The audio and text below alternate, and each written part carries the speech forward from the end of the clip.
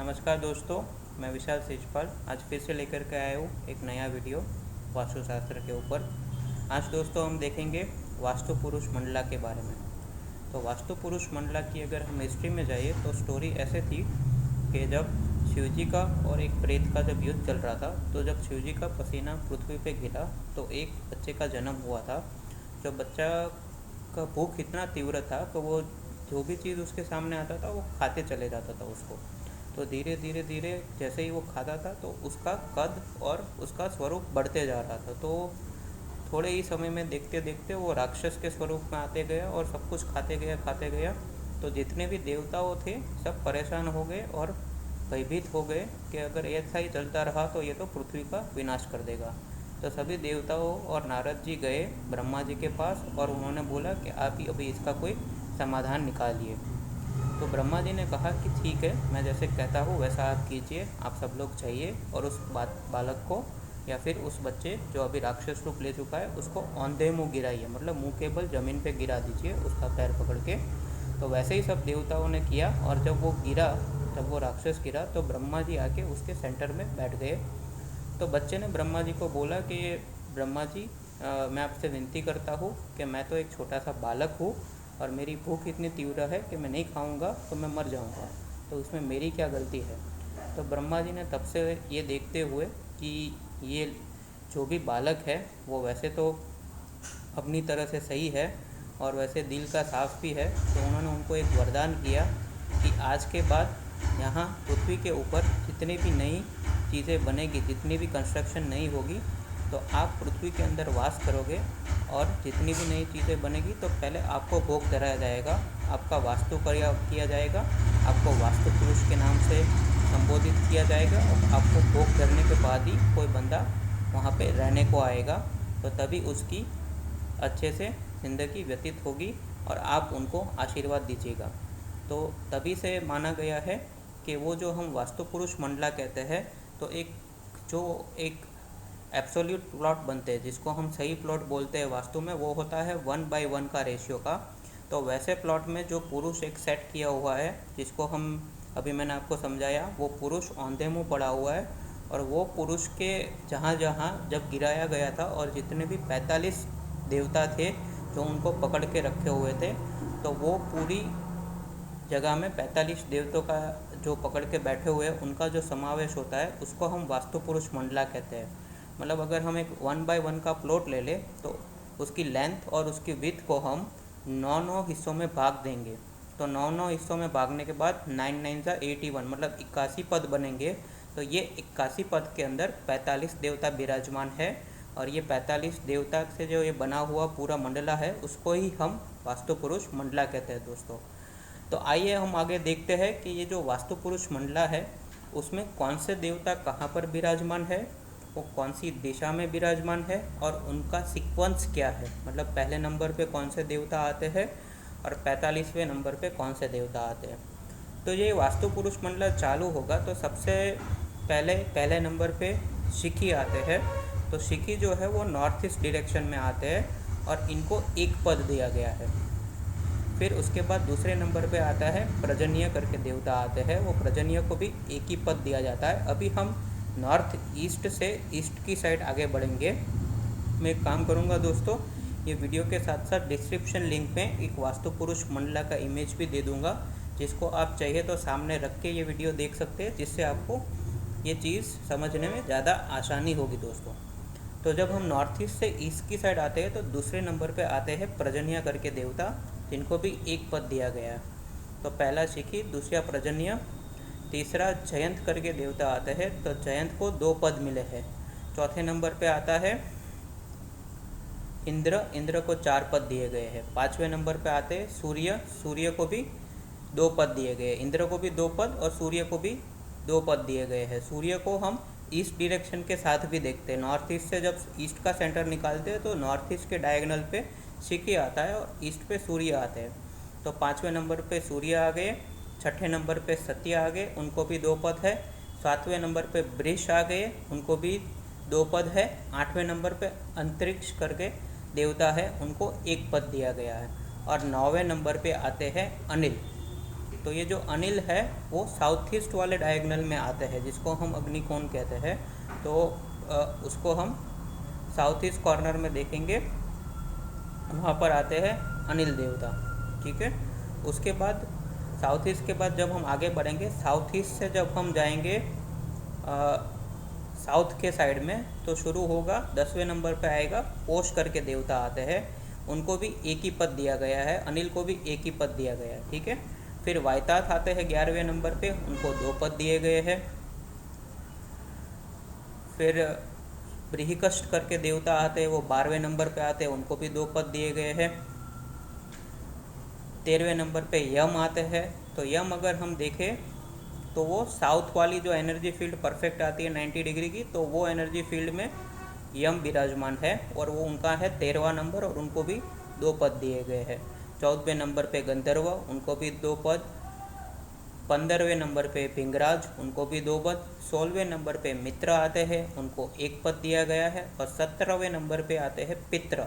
अभी जो पित्र आते हैं वो हो गई साउथ वेस्ट वाली एनर्जी फील्ड आपकी होगी, तो साउथ वेस्ट वाला जो डायगोनल आ गया वहाँ पित्र देवता विराजमान है और उनको 1 पद दिया गया। ठीक है, अभी साउथ वेस्ट से जब हम ऊपर की तरफ जाएंगे, साउथ वेस्ट से हम वेस्ट की तरफ जब जाते हैं तो आगे बढ़ेंगे तो 18वें नंबर पे आते हैं द्वारिक करके, तो उनको भी 1 पद दिया गया है, तो द्वारिक देवता को 1 पद दिया गया है। 19वें नंबर पे सुग्रीव, उनको 2 पद। 20वें नंबर पे पुष्पदंत, उनको 2 पद। 21 के नंबर पे आता है वरुण देवता, वरुण देवता को भी 2 पद दिया गया है और उनको हम वेस्ट वाली जो 90 डिग्री की एनर्जी फील्ड है, तो वो एग्जैक्ट वरुण के फील्ड से पास होके जाती हुई है।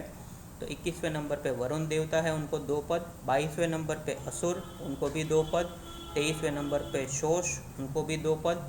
24वें नंबर पे पाप्यशमा, उनको भी 2 पद है, तो उनको 24वें नंबर पे पाप्यशमा जो है उनको 1 पद है। 25वें नंबर पे जो रोग है वो हो गई आपकी नॉर्थ वेस्ट वाली एनर्जी फील्ड।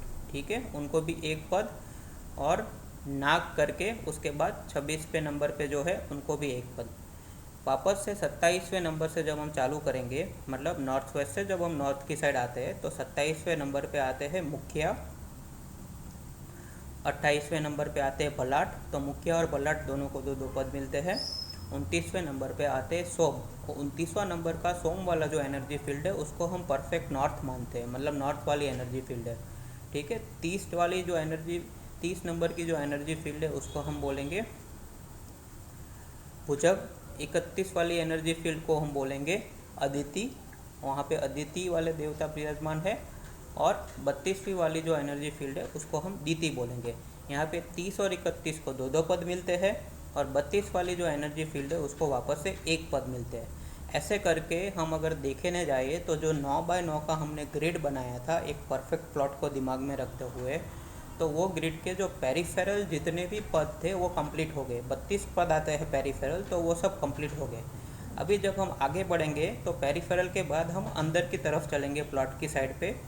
तो जो अंदर की तरफ जब हम चलते हैं तो नॉर्थ ईस्ट वाला जो डायगोनल पद आता है वो 33वां नंबर आता है आपका। ठीक है, फिर साउथ ईस्ट वाला जो नंबर आता है 34वां नंबर आता है सवितर का। ठीक है, ये सबको 1 पद। फिर 35वां नंबर आता है, वो है साउथ वेस्ट वाला नंबर आता है, वो आता है आप हो गया, सवित्र हो गया आपका। 35वां नंबर जय का आता है, साउथ वेस्ट वाला एनर्जी फील्ड डायगोनल वाला।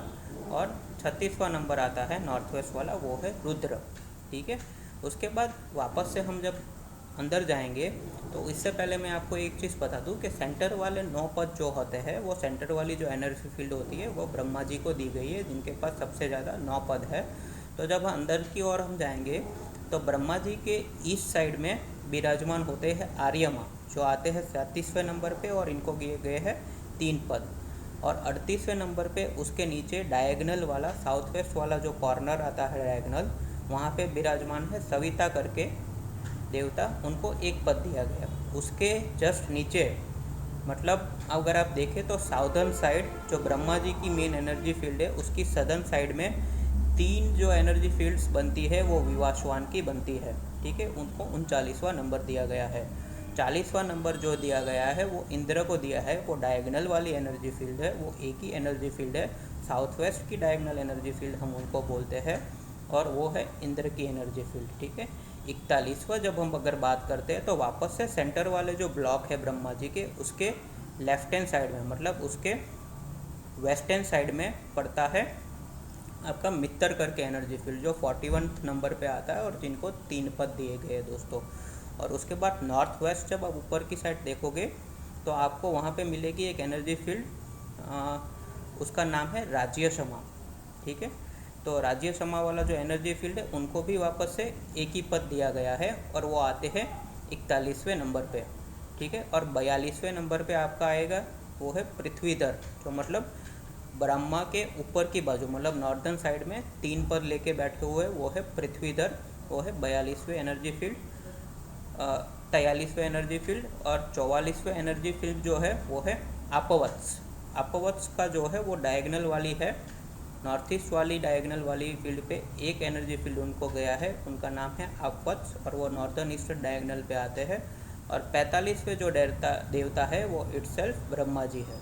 तो ऐसे करके दोस्तों हमने देखा कि सारी एनर्जी फील्ड्स कैसे सेट हुई है, और ख़ास करके दोस्तों जो वास्तु सीखना चाहते हैं और जो वास्तु के बारे में आगे बढ़ के एज अ प्रोफेशन लेना चाहते हैं, या कोई भी अच्छा वास्तु कंसल्टेंट अगर आप पकड़ लीजिए, तो ये माना जाता है कि ये जितनी भी सारी एनर्जी फील्ड्स है वो सब एक तरीके से सीक्वेंस वाइज याद रहनी बहुत ज़रूरी है, और उनका लोकेशन प्लॉट के अंदर कहाँ है वो मेंटली आपको एक मैप की तरह छपना बहुत ज़रूरी है, तभी आप पता कर पाओगे। क्योंकि ये सब ही एनर्जी फील्ड्स है जो आपको आपकी लाइफ में चीज़ें देती है, या तो अच्छी या तो बुरी पकड़ लीजिए। ठीक है, वो अगर सही तरीके से रही तो आपको अच्छी चीज़ें देंगे, और अगर बुरी तरीके से रही या उसका कहीं पे भी दोष आ गया जिसको हम वास्तु दोष बोलते हैं, तो वो आपको परेशान करेंगे दोस्तों। अभी दोस्तों आगे हम देखेंगे 2 एनर्जी फील्ड के बारे में आज मैं बात करूँगा आपसे। पहली है सीखी और दूसरी है पर्जन्या। ठीक है दोस्तों, तो सीखी एनर्जी फील्ड जो पहले नंबर पे आती है, होती भी इतनी इम्पोर्टेंट है, उसको माना गया है एक पॉइंटेड फ्लेम की तरह हम मानते हैं। जैसे कोई कैंडल जलती है, उसके ऊपर जो एक पॉइंट वाली फ्लेम आप देखते हैं, टॉप वाला जो हिस्सा रहता है, उसको हम सीखी के साथ डिनोट करते हैं, और उसको एक तरीके से एक कॉन्शियसनेस के साथ जुड़ा गया है। ठीक है, तो एक कॉन्शियसनेस के साथ जुड़ा गया है, और सीखी एक ऐसी एनर्जी फील्ड है जो आपको सोचने की जो एक शक्ति रहती है, या इन्वेंशन करने की जो शक्ति रहती है, जो अलग से एक विचार की जो शक्ति है, वो आपको वहाँ से मिलती है।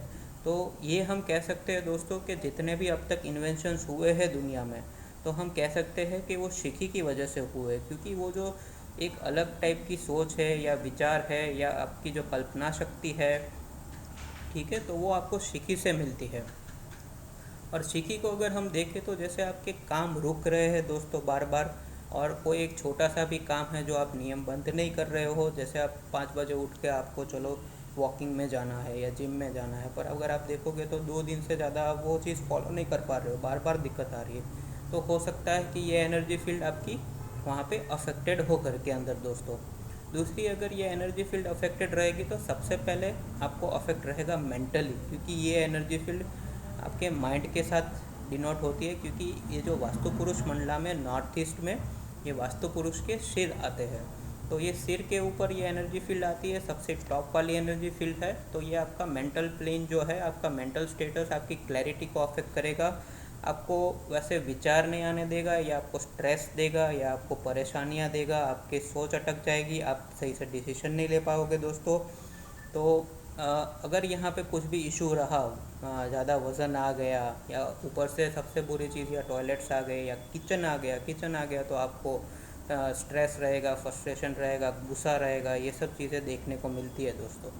तो इसीलिए ये कहा जाता है दोस्तों कि नॉर्थ ईस्ट हमेशा खुला रखिए। वास्तु का एक सबसे बड़ी चीज़ है, कोई भी वास्तु कंसल्टेंट रहेगा या कोई भी वास्तु जानने वाला रहेगा, वो हमेशा दोस्तों आपसे कहेगा कि नॉर्थ ईस्ट वाला जो डायरेक्शन है वो भैया खुला रखिए। क्यों? क्योंकि वहाँ पे सिर है वास्तु पुरुष मंडला का। आप सिर के ऊपर ही वजन दे दोगे तो क्या हो जाएगा, आप ही सोच लीजिए दोस्तों। अभी आगे बढ़ेंगे तो 2 नंबर की जो एनर्जी फील्ड है उसको कहा गया है प्रजनिया वाले देवता वहाँ पे विराजमान है। अभी 2 नंबर की एनर्जी फील्ड में शिखी की तो सारी क्वालिटीज़ है ही है, मतलब सोच देने की तो सारी शक्ति है ही है। साथ ही साथ इनको कहा गया है कि प्रजनिया ऐसे देवता है जो सिर्फ गरजते नहीं है पर बरसते भी है। मतलब उसको एक शावरिंग क्लाउड की तरह लाइटनिंग करने वाला भी पर साथ में बरसने वाला भी बादल माना गया है। और पर्जन्य के नाम से आपको पता चलेगा कि ये एनर्जी फील्ड ऐसी है जो नेचर के साथ जुड़ी हुई है, जो चीज़ें को फर्टाइल करती है, मतलब लैंड को फर्टाइल करेगी और उपजाऊ करेगी।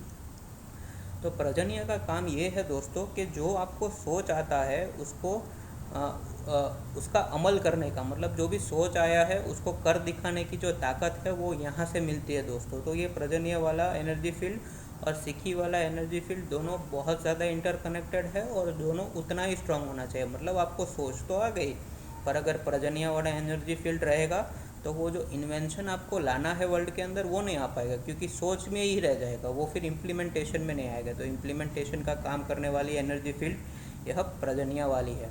पर्जन्य वाली एनर्जी फील्ड में देखा गया है दोस्तों, अगर कोई दिक्कत आ गई तो वैसे पर्जन्य को हम फर्टिलिटी के साथ देखते हैं, तो सबसे ज़्यादा यहाँ पे दिक्कत आएगी तो दोस्तों औरतों को सबसे ज़्यादा दिक्कत आएगी। मतलब परिवार की महिलाओं को सबसे ज़्यादा दिक्कत देखी जा सकती है यहाँ पे।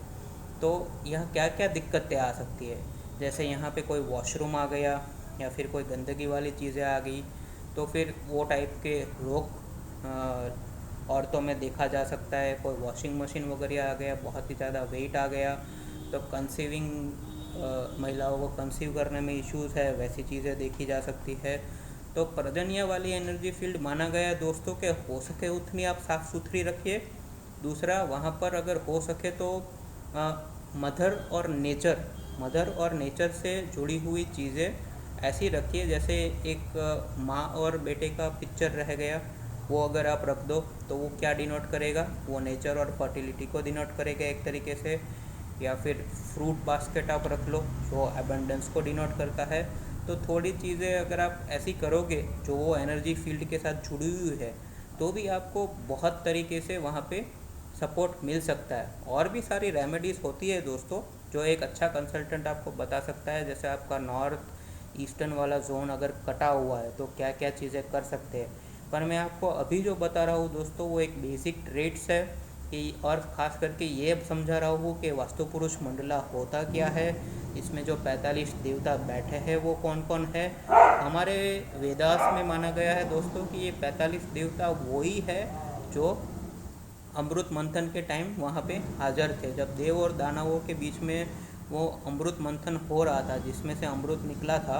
वो टाइम पे जो 45 देवता थे वही 45 देवता यहाँ पे वापस से विराजमान है पृथ्वी की वो लैंड के ऊपर, जहाँ पे आपकी अथॉरिटी रहेगी। मतलब वो लैंड जो आप ऑन करते हो, वो प्लॉट जो आप ऑन करते हो, वो फ्लैट जो आप ऑन करते हो, उसको जब हम देखते हैं एक वास्तु पुरुष मंडला के हिसाब से डिविजन करके, तो देखा जाता है कि उसमें ये 45 देवता कहाँ कहाँ बैठे हैं, वो आपको क्या प्लस पॉइंट्स दे रहे हैं और दोस्तों क्या माइनस पॉइंट्स दे रहे हैं। मैं हमेशा से कहता आया हूँ दोस्तों कि आप अपने प्लस पॉइंट समझ लीजिए, आप अपनी स्ट्रेंथ समझ लीजिए, फिर आपको रोकने वाला कोई नहीं होगा दोस्तों। आप अपनी स्ट्रेंथ समझ लीजिए, आप अपनी वीकनेस समझ लीजिए और अपनी स्ट्रेंथ्स पे आप काम कीजिए, अपनी वीकनेस को आप अपनी स्ट्रेंथ्स में कन्वर्ट करने की कोशिश कीजिए दोस्तों। तो फिर सक्सेस आपसे कहीं दूर नहीं गया है। फिर से मिलेंगे दोस्तों एक नए वीडियो के साथ, तब तक के लिए आपका और अपनों का ख्याल रखिएगा दोस्तों।